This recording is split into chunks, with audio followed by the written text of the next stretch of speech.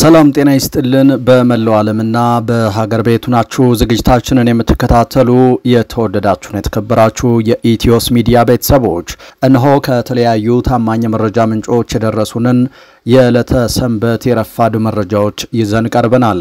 ብዙዎቻችሁ ለቻናላችን አዲሶች ናችሁ። ስለዚህ ይህንን ድምጽ የምታውቁት እንደ ሌሎች ቻናሎቻችን በብቃት በጥራትና መረጃዎችን በሐቀኝነት ወደናንተ ያደረሰን እንድንቀጥል ቻናሉን ማሳደግ ግድ ይለናልና ሰብስክራይብ ያላደረጋችሁ ሰብስክራይብ አድርጉ፣ ላልሰሙት አሰሙ፣ ሼር አድርጉላቸው። በቀጥታ ወደ መረጃዎቹ አለፍን። እስከ መጨረሻው ተከታተሉን። አንድ ጀግና የሀገር ባለውለታ የፋኖ አርበኛ አተናል። ይህንን በተመለከተም የአማራ ፋኖ አንድነት በጎንደር የሐዘን መግለጫ ሰጥቷል። እንደሚከተለው አቀርባለሁ። የህልውና ትግላችን የጀግኖቻችን ህይወት እየቀጠፈ ቀጥሏል። ባድዋ 129ኛ ዓመት በዓል ዋዜማ ለህዝብ ህልውና፣ ለፍትህ፣ ለነጻነት፣ ለእኩልነትና ለሰብአዊ ክብር የተከፈለ ውድ ህይወት ነው። የኮሎኔል ታደሰ ሸቴ ህይወት።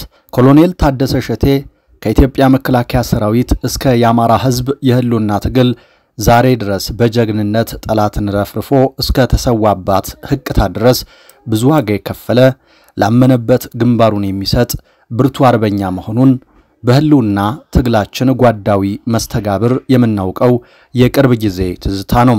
ብርቱ የጦር ጠቢብ አርበኛ ኮሎኔል ታደሰ ሸቴ በወንድነት፣ በጀግንነት፣ በአርበኝነት አባቶቹን አክሎና መስሎ ዋጋ የከፈለ ጀግና መሆኑን ስናስብ ኩራት ይሰማናል። በአርበኝነት የደም ጠብታው ዘርነት የህዝባችን ህልውና እንዲረጋገጥ አንድያ ውድ ህይወቱን የሰጠለትን ትግል ከዳር እስከምናደርሰው በህያው ነፍሳችን ቃል ኪዳናችን የጸና ነው። የጀግናው አርበኛ ኮሎኔል ታደሰን ደም የምንበቀልበት የደም መላሽነት የወትሮ ዝግጁነታችን እንደተጠበቀ ሆኖ መላው ሰራዊታችን ከየካቲት 23 2017 ዓ.ም ጀምሮ ዝግጁ ይሆን ሲል የአማራ ፋኖ አንድነት በጎንደር የሐዘን መግለጫውን ቋጭቷል። በሌላ መረጃችን የአባይ ሸለቆ ብርጌድ ለወራት ያሰለጠናቸውን ልዩ ሁለተኛ ዙር ኮማንዶዎችን አስመርቋል። የሳሙኤል አወቀ ክፍለ ጦር ትልቁና ቀዳሚው የሆነው የአባይ ሸለቆ ብርጌድ ካስደናቂ ጀብድና ተጋድሎ ጎን ለጎን አስቸጋሪ በሚባለው መልክዓ ምድር ያሰለጠናቸውን አዲስ ሁለተኛ ዙር ልዩ ኮማንዶዎችን የካቲት 22 2017 በደማቅ ሁኔታ አስመርቋል። በምርቃት ፕሮግራሙ ተገኝተው መልእክት ያስተላለፉት የአማራ ፋኖ በጎጃም የፖለቲካ ዘርፍ ኃላፊና ምክትል ሰብሳቢ አርበኛ ስረስ ማረዳምጤ በተደራጀና በተሻለ ወታደራዊ ስልጠና በመታገዝ በሁሉም ቀጠናዎች ፕሮፌሽናል ወታደር እየገነባን እንገኛለን። የምንታገለው ለአማራ ህዝብ ህልውና ሪዮት ዓለማችን የአማራ ብሔርተኝነት ሲሆን የትግል ስልታችን በህዝባዊ እምቢተኝነት የታገዘ የትጥቅ ትግል ማድረግ በመሆኑ ከዚህ መስመር ንቅንቅ የሚያደርገን አንዳች ምድራዊ ኃይል የለም በማለት ለሰራዊቱና ለተመራቂዎች ጠንካራ መልእክት አስተላልፈዋል። በሌላ በኩል የአማራ ፋኖ በጎጃም የህዝብ ግንኙነት ኃላፊ ፋኖ ማርሸት ጻው በበኩላቸው በጦርነት ላይ ጦርነት በማወጅ የአማራ ህዝብ የትግል ምክንያት ያዋለደውን አብዮት ለማክሸፍ የአማራን ህዝብ ጥያቄና የአማራን ህዝብ የጦርነት መስዋዕትነት ወደ ጥቃቅን ጥያቄ ለመቀየር ሲል አብይ አህመድ በሶማሊያና በኤርትራ ጦርነት አውጆ አማራውን ድጋሜ ለጦርነት ጥሪ አድርጎ ለማስፈጀት ከፍተኛ ዝግጅት እያደረገ ይገኛል።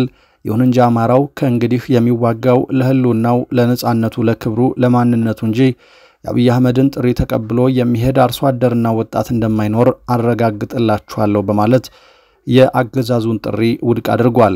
ይህ በእንዲህ እንዳለ እልህ አስጨራሽ በሆኑት ተከታታይ 10 አውደ ውጊያዎች በድል የተወጣው ብርጌዱ ሁለተኛ ዙር ኮማንዶዎቹን አስመርቆ ለተሻለ ግዳጅ ሰራዊቱን እያደራጀ ሲገኝ በጎጃም ክፍለ ሀገር የመጀመሪያው ብርጌድ የሆነው አባይ ሸለቆ በተመሳሳይ የመጀመሪያውን ልዩ የፋኖ ኮማንዶ ኃይል ግንቦት 8 2016 ዓ.ም ማስመረቁ ይታወሳል።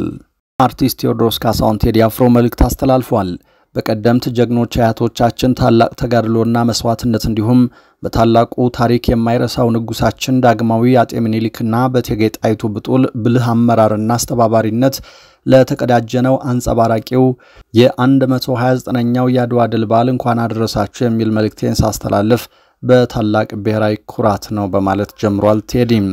ይህ በታሪክ ተመዝግቦ በየዓመቱ የምንዘክረው አድዋ ላይ የተቀዳጀነው ድል የኢትዮጵያን ነጻነት ያስከበረ ብቻ ሳይሆን በአፍሪካ የቅኝ ግዛት ቀንበር ተጭኗቸው ሲሰቃዩ ለነበሩ አፍሪካውያን ወንድምና እህቶቻችን እንዲሁም በመላው ዓለም በጭቆና ውስጥ የነበሩትን ጥቁር ህዝቦች ቀና ብለው እንዲሄዱና ነጻ እንዲወጡ በወቅቱ ታላቅ መነቃቃትን የፈጠረ ገናና የጥቁር ህዝቦች ድል ነው ብሏል።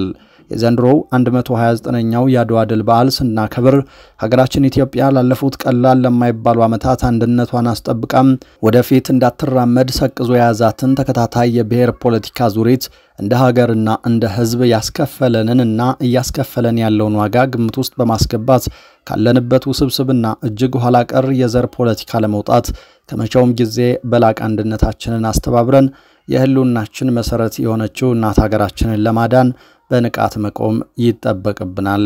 ምኒልክ ጥቁር ሰው ኢትዮጵያ ለዘላለም ትኑር በማለት ነው ቴዎድሮስ ካሳሁን ቴዲ አፍሮ መልእክቱን የቋጨው። በሌላ መረጃችን ግብጽ የቀይ ባህር አካል ያልሆነ ማንኛውም ሀገር በባህሩ ላይ የባህር ኃይል እንዲያቋቁም አልፈቅድም አለች። ወደብ አልባ የሆነችው ኢትዮጵያ በቀይ ባህር የራሷን ወደብ ለማግኘትና የባህር ኃይል ለማቋቋም በሚል እንቅስቃሴ ላይ እንደምትገኝ የብልጽግናው አገዛዝ ይናገራል። ግብጽ ግን የቀይ ባህር አካል ያልሆነ ማንኛውም ሀገር በባህሩ ዙሪያ የሚያደርገውን ወታደራዊ እንቅስቃሴና የባህር ኃይል ለማቋቋም የሚደረግ ጥረትን እንደማትቀበል በድጋሚ አስታውቃለች። በግብጽ የውጭ ጉዳይ ሚኒስትር ባደር አብደላቲ የተመራ ልዑክ በአስመራ ከኢሳያስ አፈወርቂ ጋር ውይይት ማድረጉም ታውቋል። ክቡራትና ክቡራን የኢትዮስ ሚዲያ ተከታታዮች ለዚህ ሰዓት ያዝናቸው አዳዲስ መረጃዎች እነዚህ ነበሩ።